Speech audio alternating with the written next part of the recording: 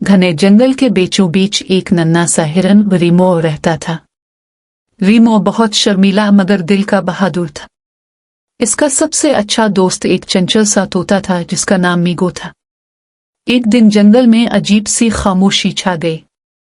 परिंदे चहचहा नहीं रहे थे, बंदर खेल नहीं रहे थे। रीमो ने घबराकर मीगो से पूछा, मीगो, आज जंगल इतना खामोश क्यों है? मीगो ने आसमान की तरफ देखा और कहा, रीमो, लगता है कोई बड़ा खतरा है। सब जानवर अपने बिलों में छप गए हैं। उसे ही वक्त एक जोरदार धमाका हुआ। रीमो और मीगो डर गए, मगर भागने के बजाय उन्होंने फैसला किया कि वो देखेंगे आखिर हुआ क्या है। दोनों आहिस्ता आहिस्ता आवाज की समत बढ़े।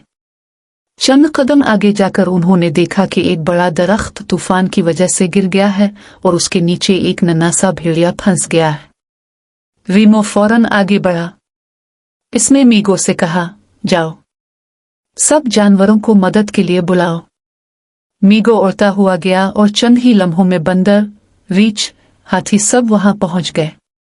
सब ने मिलकर भारी लकड़ी हटाई और भेड़िया आजाद हो गया। छोटा भेड़िया रोते हुए बोला, शुक्रिया, अगर तुम लोग ना होते तो मैं मर जाता। इस दिन के बाद जंगल में एक नया सबक फैल गया। जंगल में बड़े छोटे नहीं होते, दिल बड़े होते हैं।